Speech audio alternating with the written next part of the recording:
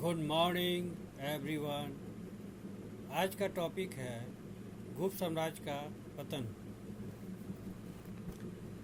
गुप्तों के पतन के कारण प्राचीन एवं मध्यकालीन भारतीय राज्यों के विलुप्त होने के कारणों से अलग नहीं थे।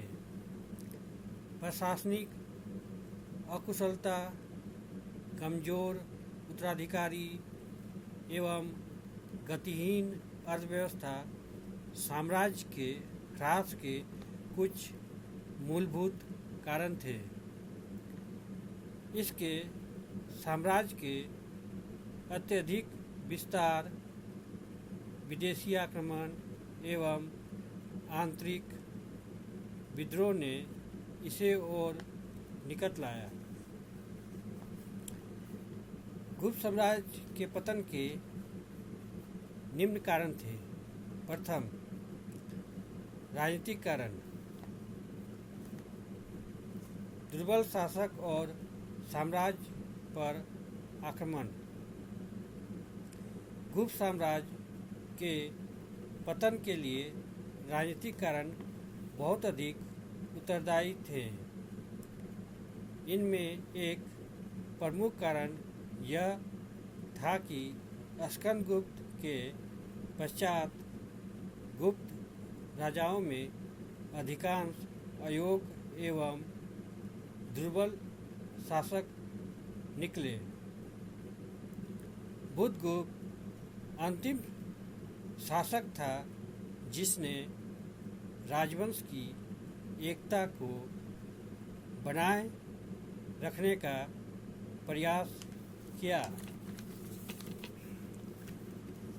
उसके पश्चात स्थिति बिगड़ती गई।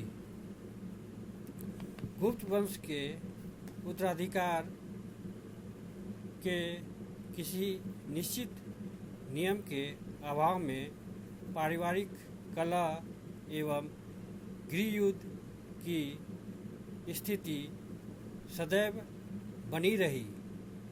इस अव्यवस्था का लाभ उठाकर अनेक अधीनस्थ शासक स्वतंत्र होते गए। राजघरानों की स्थिति से लाभ उठाकर अनेक क्षेत्रों में स्वतंत्र राजघरानों की स्थापना हुई, जिनमें मोखरी, मैत्रक, गौड़ इत्यादि के राज प्रसिद्ध है। मालवा में यशोधर्मन के उदय ने भी गुप्तों की शक्ति पर प्रहार किया।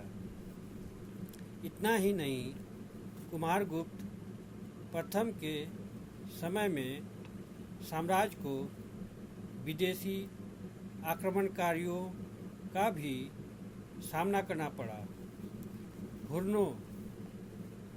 हुर्नों में खासकर तोरमान एवं मिहिरकुल के आक्रमण ने साम्राज्य के विघटन की प्रक्रिया तीव्र कर दी। हुर्न मध्य एशिया की एक बर्बर जाति थी।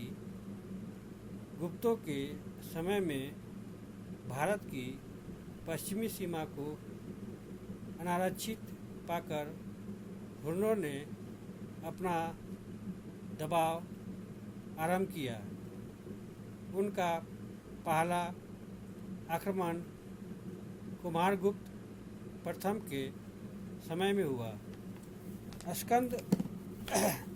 स्कंदगुप्त ने युवराज और शासक के रूप में हुर्नों को हराया और उन्हें आगे बढ़ने से रोका।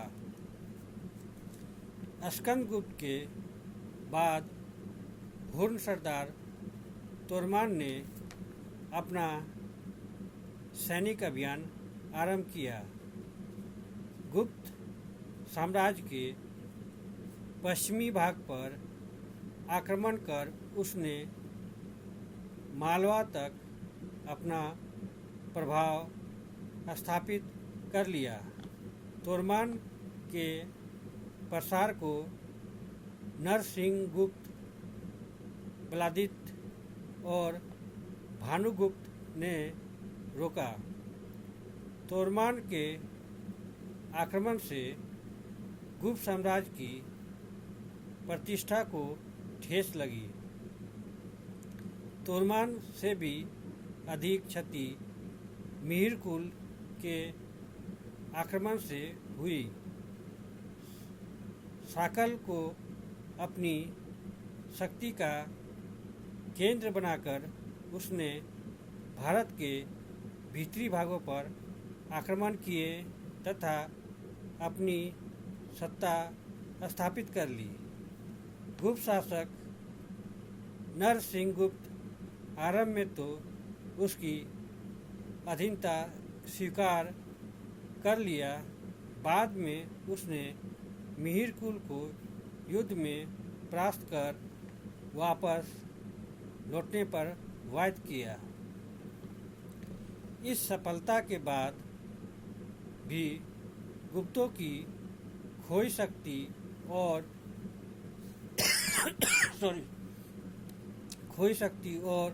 प्रतिष्ठा नहीं लौटी। हुन आक्रमण ने गुप्त साम्राज्य के दिन पूरे कर दिए।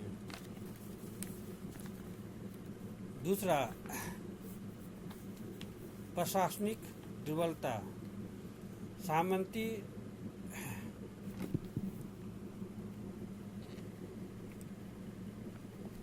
सामंती संघीय संगठन। यद्यपि गुप्तों ने एक विशाल साम्राज्य की स्थापना की, तथापि वे इसे एक सुदृढ़ प्रशासनिक ढांचा नहीं प्रदान कर सके। गुप्तों की प्रशासनिक व्यवस्था की सबसे बड़ी दुर्बलता थी इसका संघीय सामंती गठन। गुप्त शासकों ने जिन क्षेत्रों पर अपनी सत्ता स्थापित की, उनमें बहुत कम पर सीधा प्रशासनिक नियंत्रण रखा। अधिकांश क्षेत्रों को गुप्तों ने अपने अधीनस्थ शासकों या सामंतों को प्रशासनिक स्वायत्तता देकर सौंप दिया।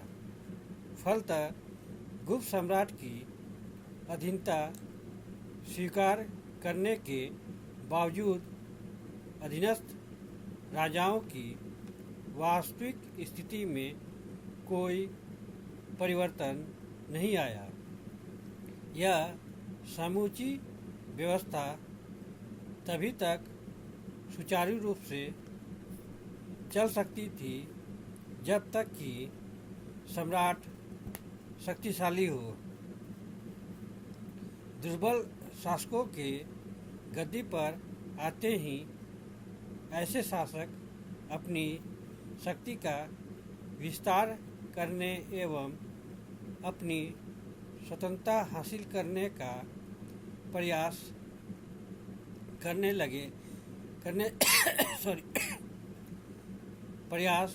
करने लग सकते थे। ठीक यही बात गुप्तों के साथ भी हुई।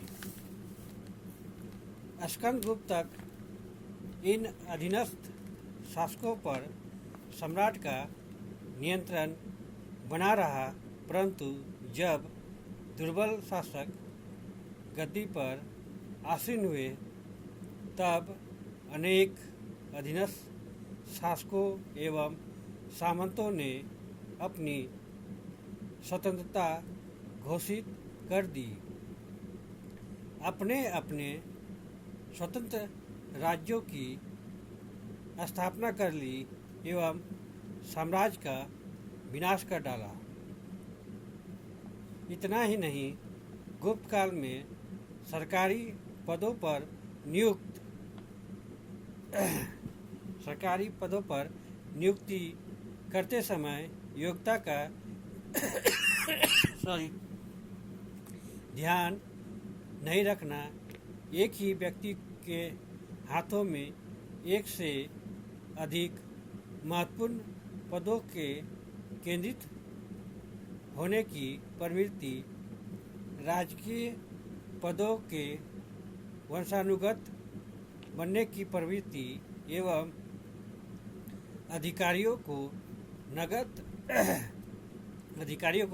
नगद वेतन न देकर जमीन देने की प्रथा के कारण इन अधिकारियों का निजी स्वार्थ ही महत्वपूर्ण हो गया।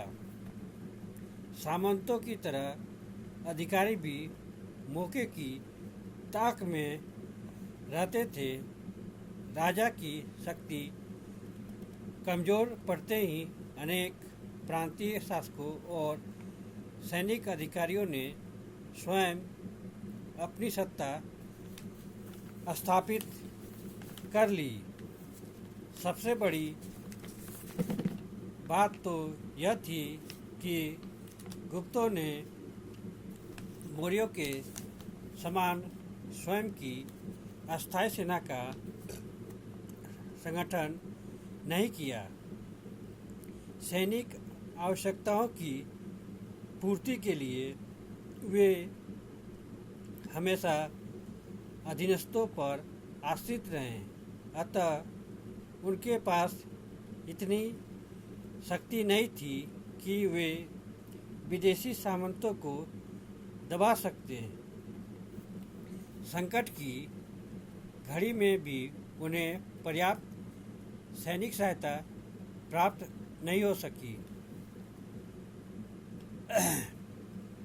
अगला जो पॉइंट है वो है आर्थिक कारण। भूमि पर दबाव बढ़ना। आर्थिक कारणों ने भी गुप्त साम्राज्य के विघटन में सहायता पहुंचाई। इस युग में भूमि दान की प्रथा एवं कृषि पर अत्यधिक बल के कारण आत्मनिर्भर ग्रामों का उदय हुआ। किसान, कारीगर, मजदूर सभी जमीन से बंध गए। इनकी गतिशीलता समाप्त हो गई। इस व्यवस्था का बुरा प्रभाव उद्योग धंधों, व्यापार वाणिज्य एवं नगरों पर पड़ा। अनेक पुराने व्यापारिक और औद्योगिक केंद्र नष्ट हो गए। इसका दुष्परिणाम मुद्रा व्यवस्था पर भी पड़ा। सिक्कों का प्रचलन कम हो गया। इससे विदेशी व्यापार भी प्रभावित हुआ। राज्य की आमदनी का स्रोत भी घट गया। जहां मौर्य शासक कृषि के अतिरिक्त अन्य स्रोतों से भी राजस्व प्राप्त करते थे, वहीं गुप्तों को मुख्यतः कृषि पर ही आश्रित रहना पड़ा। इस कारण राज्य की आर्थिक स्थिति भी बिगड़ गई। फलतः सोने के सिक्कों में स्वर्ण की मात्रा कम होने लगी। एक सुदृढ़ आर्थिक आधार के अभाव में साम्राज्य अधिक दिनों तक नहीं टिक सका। अगला जो गुप्त साम्राज्य के पतन का कारण है वो है धार्मिक नीति का प्रभाव। आरंभिक गुप्त सम्राट जो ब्राह्मण धर्म के पोषक थे, चक्रवर्ती राजा के आदर्शों के अनुरूप शासन करते थे, परंतु कुमारगुप्त के समय से गुप्त शासक बौद्ध धर्म से ज़्यादा प्रभावित होने लगे। वे चक्रवर्ती राजा के आदर्शों को भूलकर अपना अधिकांश समय दान पुण्य में व्यतीत करने लगे। उनके राजनीतिक आदर्शों में भी इससे बदलाव आया। इसने गुप्त सम्राटों की युद्धप्रियता को साम्राज्य की सुरक्षा एवं स्थायित्व के लिए आवश्यक थी नष्ट कर दिया। बौद्ध संस्थानों को अधिक दान देने से राज्य की अर्थव्यवस्था पर भी प्रभाव पड़ा। बौद्ध विहार धन संग्रह एवं भ्रष्टाचार के केंद्र भी बन गए। इन्होंने सहज ही आक्रमणकारियों का ध्यान आकृष्ट किया। उनके साथ साथ गुप्त साम्राज्य भी आक्रमणकारियों का निशाना बने और उसके विघटन की प्रक्रिया पूरी हो गई। इन्हीं शब्दों के साथ मैं अपने टॉपिक को यहीं विराम देता हूँ। अगर आप लोग को इस टॉपिक से संबंधित कोई भी प्रश्न पूछना है तो आप लोग कमेंट बॉक्स में जाके अपना प्रश्न पूछ सकते हैं। Thank you. जय हिंद।